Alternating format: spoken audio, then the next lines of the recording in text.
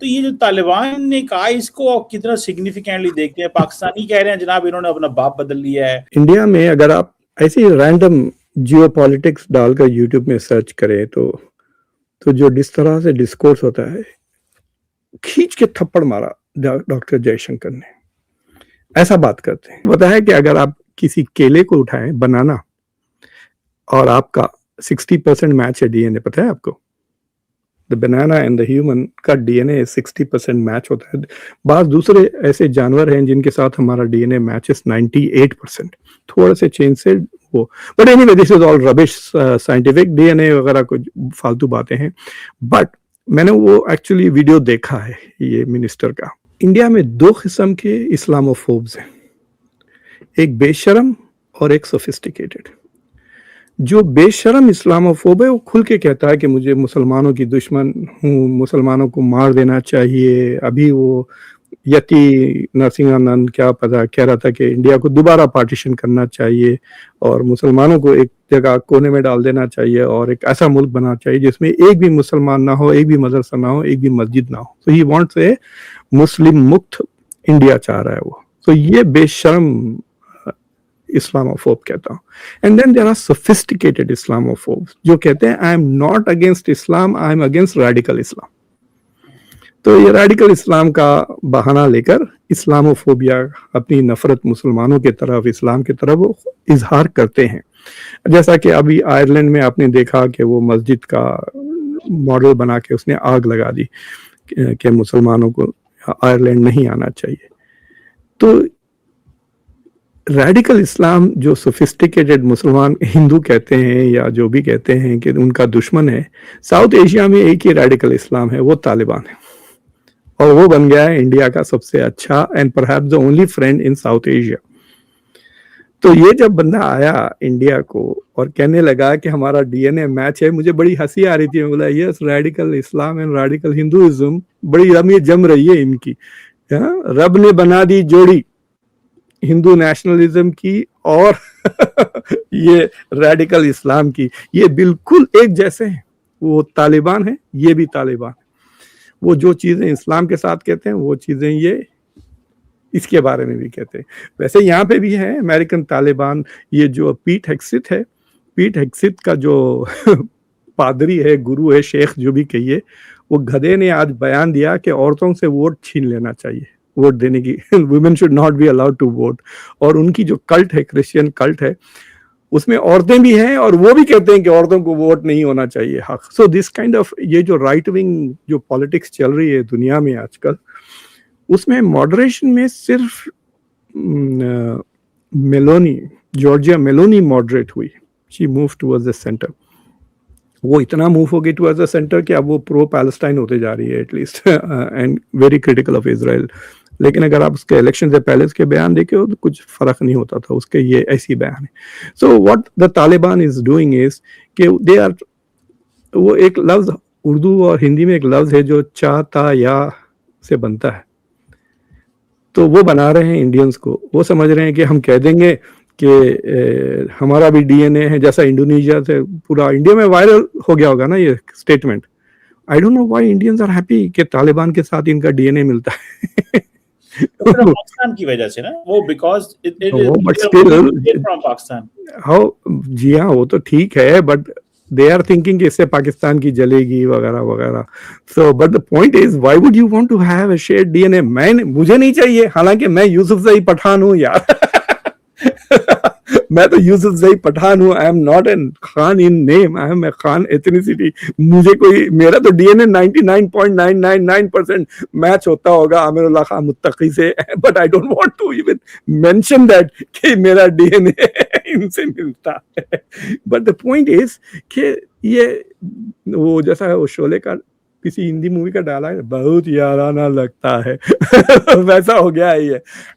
India is going to, it's not a smart move for India, because इनके जो बाद में अगर आप इनके साथ ज्यादा दोस्ती कर लेंगे तो इनके जो क्राइम्स है वो इंडिया पे लगे। इवेंचुअली यूरोप वगैरह में पूछना लगेंगे, ठीक है, why are you supporting the Taliban, they are violating women's rights, they continue to harbour ISIS और खुरासान अभी भी वहाँ पे है, अलकायदा अभी भी है, कम हो गए हैं, कमज़ोर हो गए हैं, वो उनकी अपील ख़त्म हो गई, इज़ गोइंग। बट ये तो बकवास है, ये जो मिनिस्टर आया, ये एग्रीकल्चरल मिनिस्टर है, राइट, ये जो जिसने ये बात कही। बट एक्चुअली इंडिया टुडे के एक रिपोर्टर ने जाके और एक तालिबान के मिनिस्टर के साथ इंटरव्यू किया, आपने वो देखा? वो that was to me more interesting than this. And I think अगर इंडियन मीडिया को फोकस करना था तो उसके इंटरव्यू पे उसने बहुत इंटरेस्टिंग बातें की। उसने कहा देखो, इंडिया और अफगानिस्तान और पाकिस्तान के बीच में जो बॉर्डर है वो पाकिस्तान ने बंद कर दिया है, ना ट्रेड हो रहा है, ना लोग आ सकते हैं, ना लोग जा सकते हैं। तो लोग अगर आ जा नहीं सकते तो फिर हमारे पास से बंदे जाकर इस्लामाबाद और लाहौर में टेररिज्म कैसा कर सकते? So what he is saying is कि ये जो टेररिस्ट आके इस्लामाबाद पे अभी अटैक किया, कराची में भी अटैक किया, या बलूचिस्तान में जो भी अटैक्स हो रहे हैं, they are happening from domestic Pakistani terrorist हैं, ये टीटीपी के नहीं है, ये हमारे नहीं है। And that is the point that he is trying to make. और जो दूसरा पॉइंट उसने कहा कि, and I think the reporter follow up सही नहीं किया उसको, इंडिया टुडे का रिपोर्टर था, तो उसने कहा देखो टीटीपी हमसे पहले था, हम तो सिर्फ 5 साल से है अफगानिस्तान में 2021 में, लेकिन टीटीपी उससे पहले था वगैरह वगैरह। या टीटीपी मतलब पीपल आर नॉट सेइंग कि आपने टीटीपी को पैदा किया, ये कह रहे हैं कि आप टीटीपी को सेफ हेवन दे रहे हो और सपोर्ट कर रहे हो। That is the allegation. So the reporter should have corrected and said that doesn't matter कि टीटीपी आपसे पहले था अफगानिस्तान में एंड पाकिस्तान में ऑपरेट कर रहा है। इनफैक्ट इमरान खान ने तो उनको जेल से छोड़े कईयों को, राइट, 2000 के करीब टीटीपी के टेररिस्ट वेयर इन प्रिजन, जो इमरान खान ने रिहा कर दिए उनको while he was prime minister of Pakistan. तो पाकिस्तान की सरकार तो सपोर्ट कर रही थी टीटीपी को, उनको छोड़ दिया। तो so he should have pushed back and said, क्या आप ये क्लियरली कह सकते हो कि TTP is not enjoying safe havens in Afghanistan? That is the question he should have asked, but he did not ask. But I think that is where the serious dialogue is, ना, कि आप मैं थोड़ा सा इसमें add on कर दूं। ये जो क्वेश्चन है ना तालिबान का, जो बॉर्डर बंद है तो हम कहाँ पे जा रहे हैं, ऐसे बात नहीं है, दिस इज अ लाई। ये पाकिस्तान के अंदर बेसिकली मौलाना फजलुर रहमान ने ये आर्गुमेंट थोड़ा जनरेट किया था। वो उसकी कुछ वजूहात और हैं, वो मैं बाद में एक्सप्लेन करता हूँ, लेकिन मैं आपको बताऊं, डीजल की बात कर रहे हैं। जी जी जी जी 2600 किलोमीटर का बॉर्डर है और एक भी बंदा अफगानिस्तान की साइड पे नहीं खड़ा हुआ, पहली बात। दूसरी बात, पाकिस्तान ने वायर लगाई हुई है, जिस वायर को आए रोज वो काटते हैं, हालांकि डबल वायर लगाई है, बॉम्ब मारते हैं, बंदे नहीं बेचते, मतलब अपनी साइड से वो मैन करना ही नहीं चाहते। ठीक है, तो ये जो आर्गुमेंट है ना, जो और बहुत सारी infiltration Pakistan through drones and all that रोकता है, ठीक है, वो बहुत कर चुका हुआ है, लेकिन ये आर्गुमेंट बिल्कुल गलत है जी, बॉर्डर बंद है, वो हम पनिश करना चाहते हैं। To be honest, Pakistan wants to punish and change the behaviour of Taliban, ताकि लोगों को हम पता चले कि भाई तुम लोग पहले इलाज करवाने जाते थे। एंड टू बी ऑनेस्ट, मतलब ये और डायरेक्शन में बात चली जाएगी, हमारे हॉस्पिटल्स में अफगानी आके लेटे होते हैं बलूचिस्तान के अंदर, एनकेपी के अंदर, जहां पे आके वो फ्री इलाज करवा रहे होते हैं, तो वो अब थोड़ी तकलीफ हो रही है उनको, क्योंकि चीजें चेंज हो गई हैं। तो बहरहाल उनकी प्रॉपर्टीज भी है ना, बड़े बड़े मकानात भी हैं। डॉक्टर साहब, आप you can't, once I was travelling with from Munich to Islamabad, मेरे साथ जो बंदा बैठा था वो अफगानी था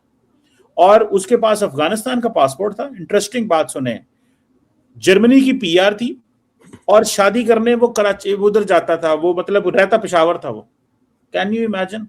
तो मतलब वो अफगानिस्तान तो जाते ही नहीं था, तो वो रहते उधर है सारे।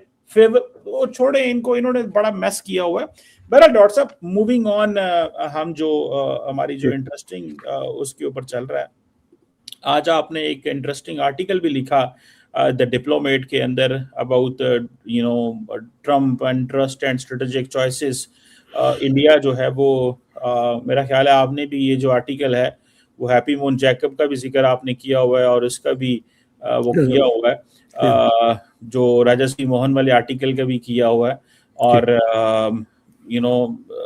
लेकिन क्वेश्चन ये है कि डॉक्टर साहब, इंडिया तो ऑब्वियसली दे हैव लॉस्ट तो इंटरेस्टिंग बात ये है कि समीत सारन का नाम तो सुने होंगे ना आप, जो या ओआरएस के प्रेसिडेंट है। उन्होंने एक और एक इंटरेस्टिंग आर्टिकल लिखा कि ये बहुत ही इम्पोर्टेंट टूर है प्राइम मिनिस्टर मोदी का, जो ऑस्ट्रेलिया, इंडोनेशिया, न्यूजीलैंड गए हैं।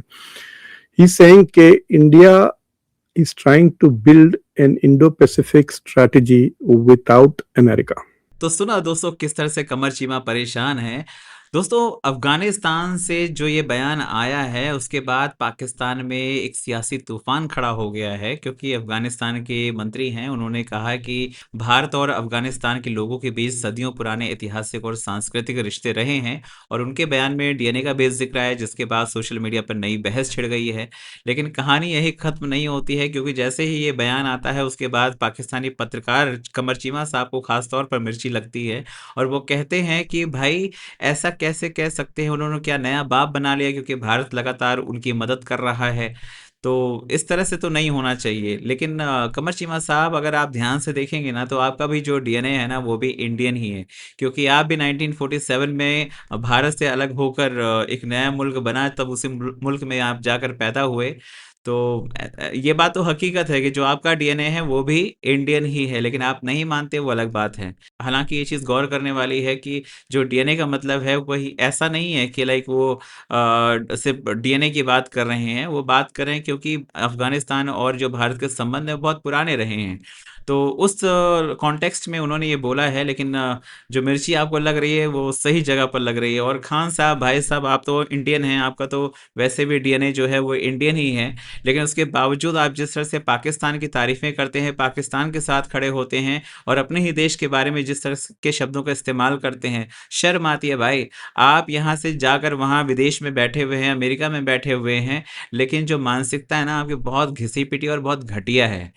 तो मज़ा आता है जब आपको हम लोग सुनते हैं। तो जो कई बार होता है ना कि भाई ये तो अपना बंदा है ना, भाई आप अपना बंदा नहीं हो, समझ रहे हो, आपके अंदर जो पाकिस्तानी कीटाणु है वो बहुत ज़्यादा हैं। आप खुद ही बोल रहे हैं कि दिल्ली को बढ़ता देख मुझे जलन होती है। गजब है यार, अपने देश को रिप्रेजेंट कर रहे हो भाई वहां पर, अपने देश को, लेकिन फिर भी आपको लगता है कि भाई तकलीफ होती है। आप लोग क्या कहते हैं कमेंट करके बताएं। चैनल पर नए हैं तो चैनल को सब्सक्राइब करें, इस वीडियो को लाइक करें और शेयर करें। जय हिंद, जय भारत।